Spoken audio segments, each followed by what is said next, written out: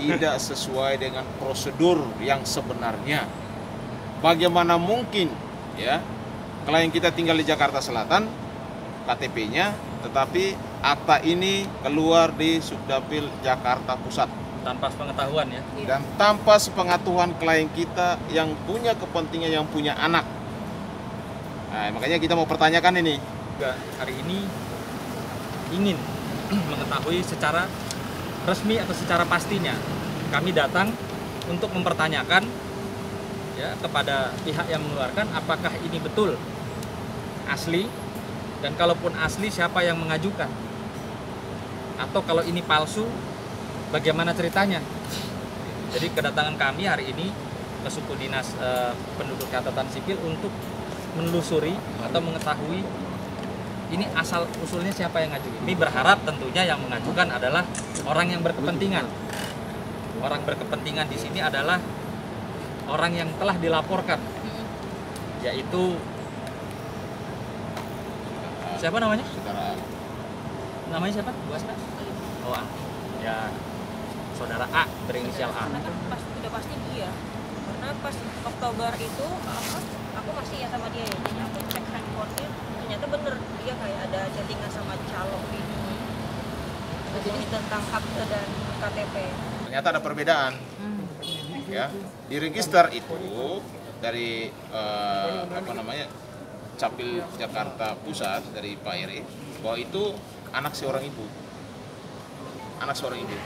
sehingga sangat berbeda dengan Ini akta yang dikeluarkan. Ini sangat berbeda nih. perbedaannya apa, Bu? Ya perbedaannya di sini kan ada tertulis nama siapa? Ada nama, Ada nama ayahnya kan? iya.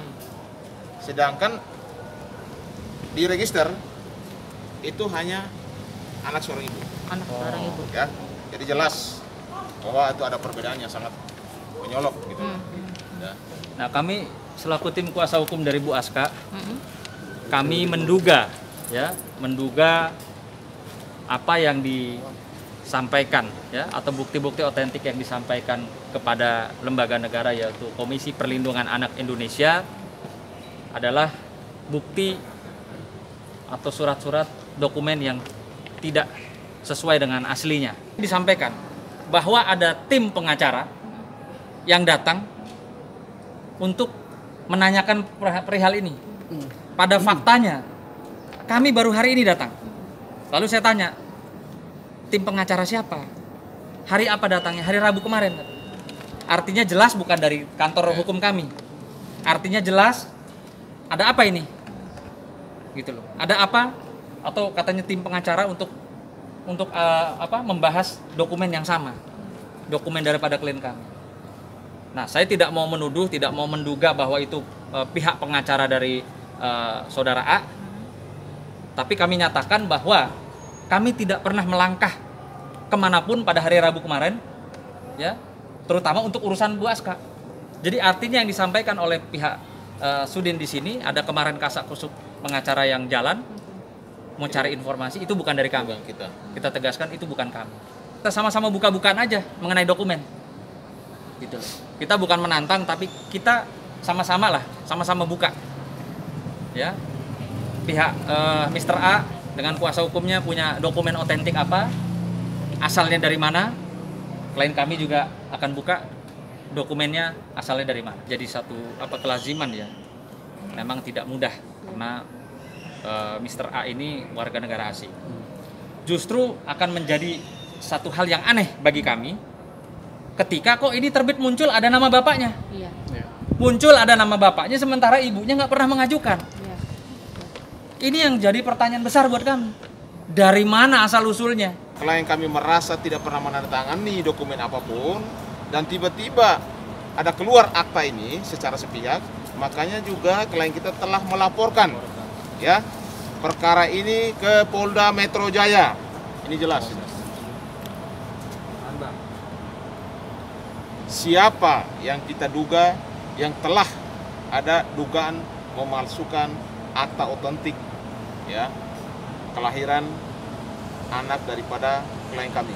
Sih udah kasih tahu ya karena udah pisah. Laporan itu 10 Februari 2025. Sedangkan bikin aktenya itu Oktober 2019.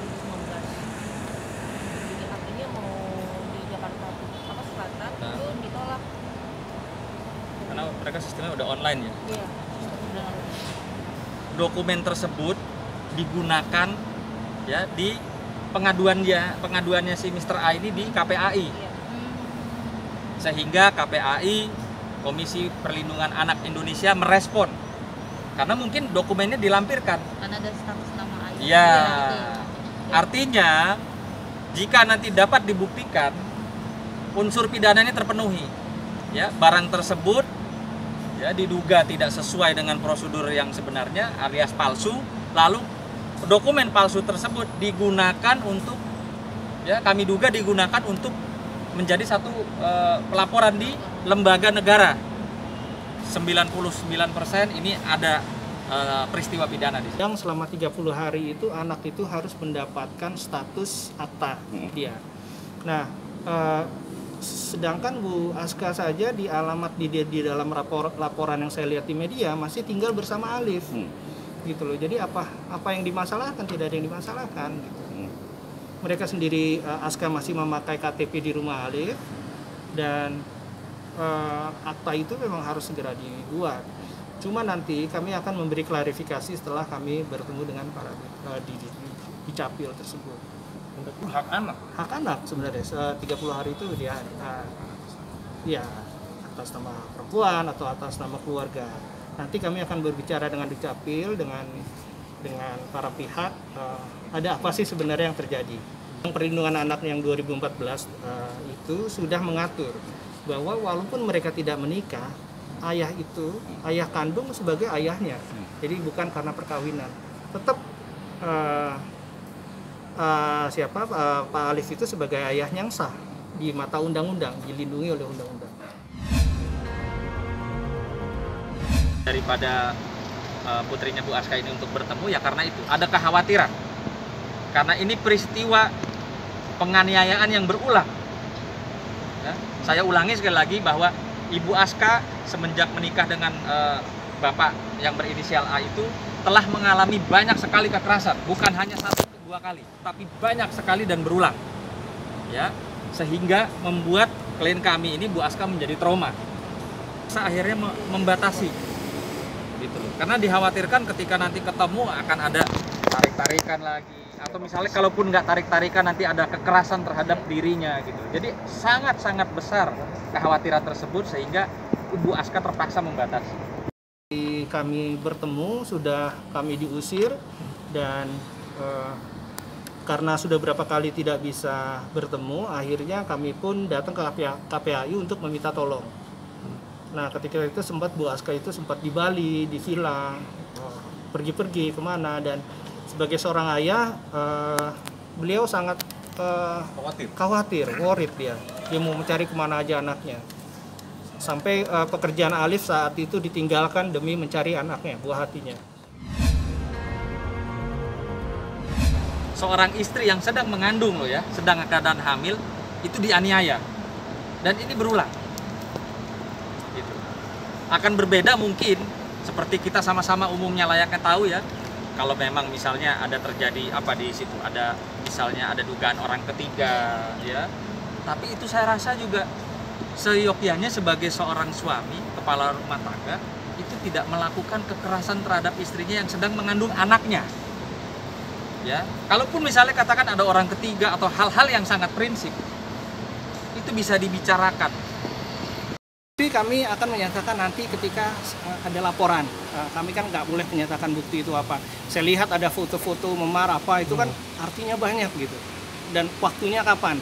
Saya tidak mau perjelas itu nanti setelah dari laporan. Nanti domainnya di laporan itu dicabut, sudah damai dan tidak ada kekerasan. Jadi jangan lupa untuk subscribe Cumi Cumi. Ditekan ya tombol lonceng merahnya.